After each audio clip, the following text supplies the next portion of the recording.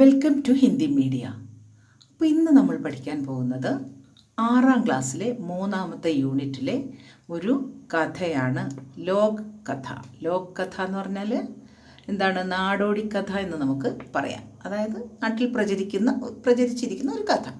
അപ്പോൾ നോക്കാം, എന്താണ് കഥയുടെ പേര്?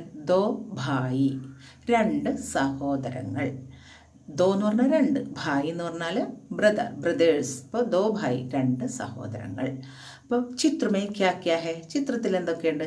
ചിത്രമേ ഏക് പേട് ഹെ, ഏക് ബടാ പേട് ഹെ. പേട് കെ നീച്ചെ മരത്തിൻ്റെ താഴെ ഏക് കിസാൻ ബൈഠാ ഹെ, അല്ലേ? ഒരു കൃഷിക്കാരൻ ഇരിക്കുന്നുണ്ട്. കിസാൻ കെ സാമനെ, അദ്ദേഹത്തിൻ്റെ മുന്നിൽ എന്താ ഉള്ളത്?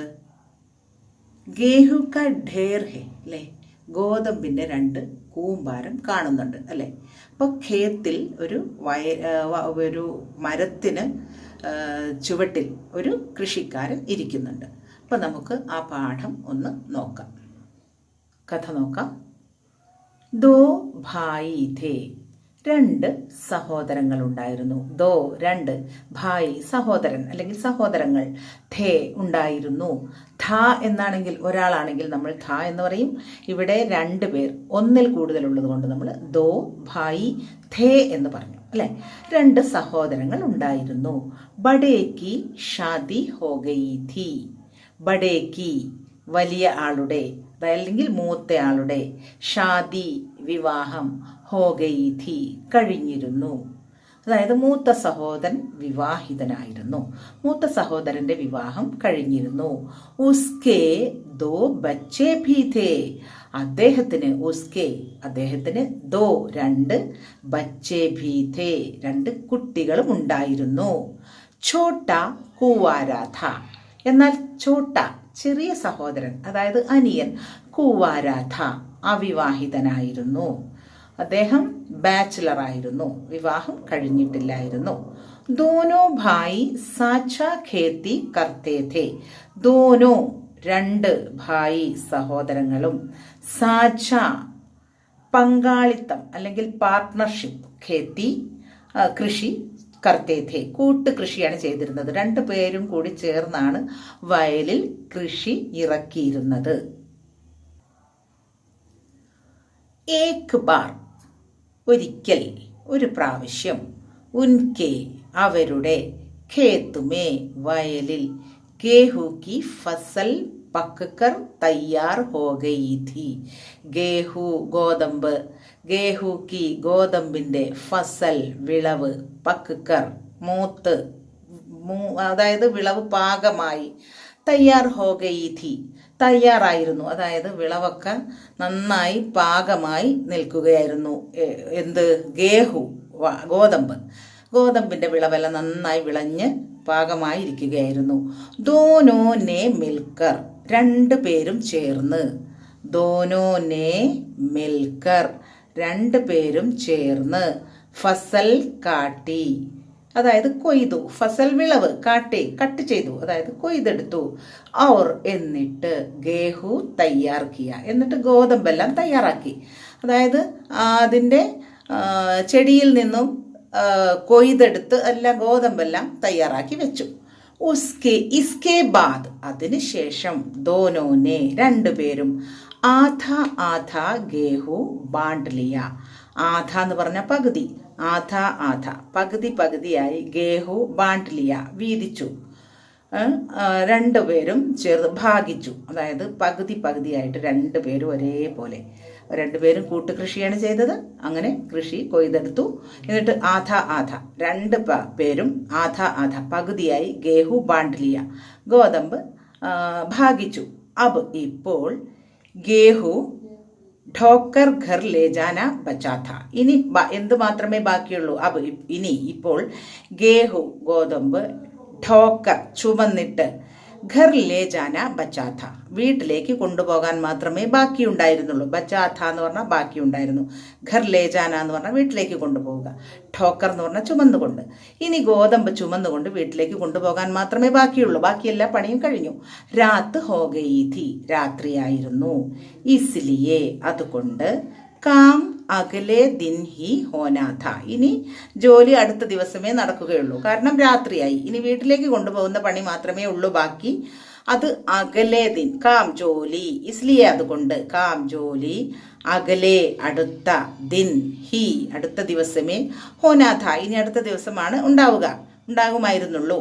രാത് കോ രാത്രി, ദോനോ കോ രണ്ടു പേർക്കും, ഫസൽ കി രഖ്വാലി കെ ലിയേ വിളവിൻ്റെ, അതായത് അവരുടെ കൃഷി ആ സാധനത്തിൻ്റെ ആ വിളവിൻ്റെ രഖ്വാലി സംരക്ഷണത്തിനായി, രഖ്വാലി കെ ലിയേ സംരക്ഷണത്തിനായി, ഖലിഹാൻ പർ ഹി രുക്നാഥ അവിടെ ഇട്ടിട്ട് പോകാൻ പറ്റില്ല. അപ്പോൾ ഖലിഹാൻ പർ, ഖലിഹാൻ എന്ന് പറഞ്ഞാൽ കളപ്പുര, കൃഷിയൊക്കെ ചെയ്ത് പാകമാക്കി ആ എല്ലാം മെതിച്ച് കൂട്ടി വെച്ച സ്ഥലം, ആ ഖലിഹാൻ കളപ്പുരയിൽ, ഖലിഹാൻ പർ ഹി കളപ്പുരയിൽ തന്നെ, രുക്നാഥ നിൽക്കണമായിരുന്നു.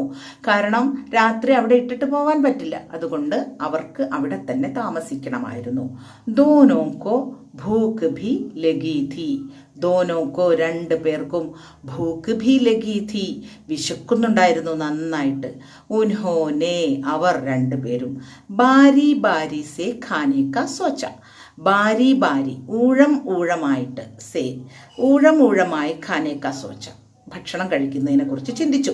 രണ്ടുപേരും ഊഴമായിട്ട് പോകാം, ആദ്യം ഒരാൾ പോകാം, എന്നിട്ട് അതിനുശേഷം മറ്റൊരാൾ പോകാം, അങ്ങനെ അവർ ചിന്തിച്ചു, തീരുമാനിച്ചു. പെഹലെ ബഡാ ഭായി ഖാനാ ഖാനെ ഘർ അഗയ, പെഹലെ ആദ്യം, ബഡാ ഭായി വലിയ മൂത്ത സഹോദരൻ, ഖാനാ ഖാനെ ഘർ ഗയ ഭക്ഷണം കഴിക്കാനായി വീട്ടിലേക്ക് പോയി. ചോട്ടാ ഭായി ഖലിഹാൻ പർ ഹി രുക്കാ രഹ, ചെറിയ സഹോദരൻ ചോട്ടാ ഭായി ഖലിഹാൻ പർ ഹി രുക്കാ രഹ ഖലിഹാനിൽ തന്നെ, കളപ്പുരയിൽ തന്നെ നിന്നു. ആദ്യം ആരാണ് പോയത്? ബഡാ ഭായിയാണ് ഭക്ഷണം കഴിക്കാൻ വേണ്ടി വീട്ടിലേക്ക് പോയത്. വഹ് സോച്നെ ലഗ, ആരാണ് വയലിൽ തന്നെ നിന്നത് കളപ്പുരയിൽ? ചോട്ടാ ഭായി അല്ലേ, ചോട്ടാ ഭായിയാണ് കളപ്പുരയിൽ ആദ്യം നിന്നത്, കാവലിരുന്നു. ആദ്യം ബഡാ ഭായി വീട്ടിലേക്ക് ഭക്ഷണം കഴിക്കാൻ പോയി. വഹ് സോച്നെ ലഗ, അയാൾ ചിന്തിക്കാൻ തുടങ്ങി. ചോട്ടാ ഭായി, ഭായിക്ക് ഷാദി ഹോ ഗയി ഹെ, ഭായി സഹോദരൻ, ഭായിക്ക് സഹോദരൻ്റെ ഏട്ടൻ്റെ, ഷാദി ഹോ ഗയി ഹെ വിവാഹം കഴിഞ്ഞതാണ്. ഉൻകാ പരിവാർ ഹെ അദ്ദേഹത്തിനൊരു കുടുംബമുണ്ട്, അദ്ദേഹത്തിന് ഫാമിലിയുണ്ട്. ഇസ്ലിയെ അതുകൊണ്ട്, ഉൻഹേ അദ്ദേഹത്തിന്, ജ്യാദ ഗേഹൂ കി ജറൂരത്ത് ഹോഗി, ജ്യാദ ഗേഹൂ കി ജറൂരത്ത് ഹോഗി, ജറൂരത്ത് ഹോഗി അതായത് അതുകൊണ്ട് അദ്ദേഹത്തിന്, ജ്യാദ കൂടുതൽ, ഗേഹുക്കി ഗോതമ്പിൻ്റെ, ജറൂരത്ത് ഹോഗി ഉണ്ടാകും, ആവശ്യമുണ്ടാകും. ജറൂരത്ത് എന്ന് പറഞ്ഞാൽ ആവശ്യം. യഹ് സോച്ച്കർ ഇത് ചിന്തിച്ചുകൊണ്ട്, ഉസ്നെ അയാൾ, ആ അനിയൻ, അപ്നി ഢേർസെ തൻ്റെ കൂമ്പാരത്തിൽ നിന്നും, അപ്നി തൻ്റെ, ഠേർസെ കൂമ്പാരത്തിൽ നിന്നും, കൈ ടോക്രി ഒരുപാട്, കുറേ അധികം കുട്ട, കൈ ടോക്കരി കുറേ അധികം കുട്ട,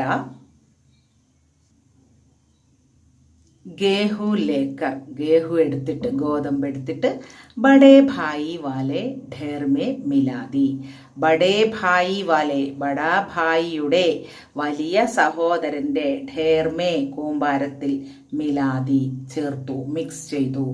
തൻ്റെ ഗോതമ്പിൻ്റെ കൂമ്പാരത്തിൽ നിന്നും ഒരുപാട് കുട്ടകളെടുത്ത് ഏട്ടൻ്റെ കൂമ്പാരത്തിലേക്ക് ഇട്ടുകൊടുത്തു. അദ്ദേഹത്തിന് വലിയ കുടുംബമാണ്, വിവാഹം കഴിഞ്ഞതാണ്, അതുകൊണ്ട് അദ്ദേഹത്തിന് കൂടുതൽ ഗോതമ്പിൻ്റെ ആവശ്യമുണ്ടാകും എന്ന് മനസ്സിൽ വിചാരിച്ചുകൊണ്ട് ഇങ്ങനെ ചെയ്തു. ഭായി അറിയാതെ, ഏട്ടൻ അറിയാതെ. ബഡാ ഭായി തോടി ദേർ മേ ഖാക്കർ ലൗട്ട, ബഡാ ഭായി വലിയ സഹോദരൻ, തോടി ദേർ മേ കുറച്ചു സമയങ്ങൾക്കകം, ഖാക്കർ ഭക്ഷണം കഴിച്ചിട്ട്, ലൗട്ട തിരിച്ചു വന്നു, മടങ്ങി വന്നു. ചോട്ട ഖാനാ ഖാനെ ഘർ ചലാ ഗയ, ചോട്ട ചെറിയ സഹോദരൻ, ഖാനാ ഖാനെ ഭക്ഷണം കഴിക്കാൻ, ഘർ ചലാ ഗയ വീട്ടിലേക്ക് പോയി.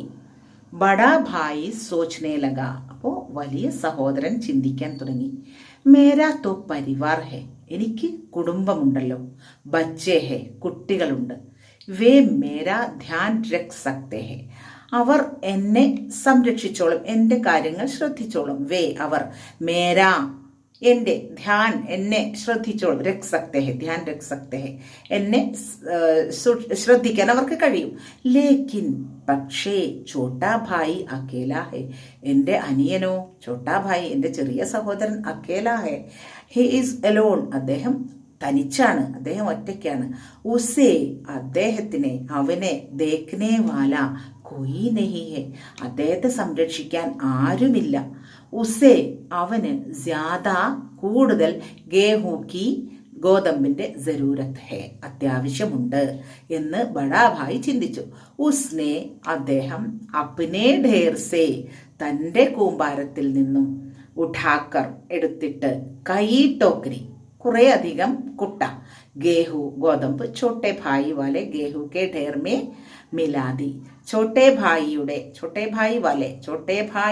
ഗേഹു കെ ഢേർ മേ അദ്ദേഹത്തിന്റെ ഗോതമ്പിന്റെ കൂമ്പാരത്തിൽ മിലാദി കൂട്ടിച്ചേർത്തു, മിക്സ് ചെയ്തു, അതിൽ ഇട്ടു. അപ്പോൾ ഈ കഥയിൽ നിന്ന് നമുക്ക് എന്താണ് മനസ്സിലായത്? രണ്ട് സഹോദരങ്ങളുടെയും ആത്മാർത്ഥമായ സ്നേഹത്തിൻ്റെ കഥയാണ് നമുക്ക് മനസ്സിലായത്. രണ്ടുപേരും തമ്മിൽ ആത്മാർത്ഥമായി സ്നേഹിക്കുന്നു. അതുകൊണ്ട് തന്നെ എൻ്റെ അനിയൻ ആരും ഉണ്ടാവില്ല എന്ന് വെച്ച് വലിയ സഹോദരൻ അദ്ദേഹത്തിൻ്റെ ഗോതമ്പിൻ്റെ കൂമ്പാരത്തിൽ നിന്നും അങ്ങോട്ടും അവനറിയാതെ ഇട്ട് കൊടുക്കുന്നു. അതുപോലെ തന്നെ അനിയനും ചിന്തിച്ച് ഇതുപോലെ ചെയ്യുന്നു, അല്ലേ? അപ്പം നമുക്ക് നോക്കാം ബാക്കി അടുത്ത പേജിൽ എന്താണ് വരുന്നത്. പഠേ വായിക്കാം. എന്നിട്ട് എന്തൊക്കെയാണ്? ദോ ഭായി ഥേ, രണ്ട് സഹോദരങ്ങൾ ഉണ്ടായിരുന്നു. നേരത്തെ ഞാൻ പറഞ്ഞു ധ എന്ന് വന്ന അതിൻ്റെ വ്യത്യാസം ഥേ എന്ന് ഇവിടെ വരാൻ കാരണം എന്താണ്? അത് രണ്ടുപേരുള്ളത് കൊണ്ടാണ്.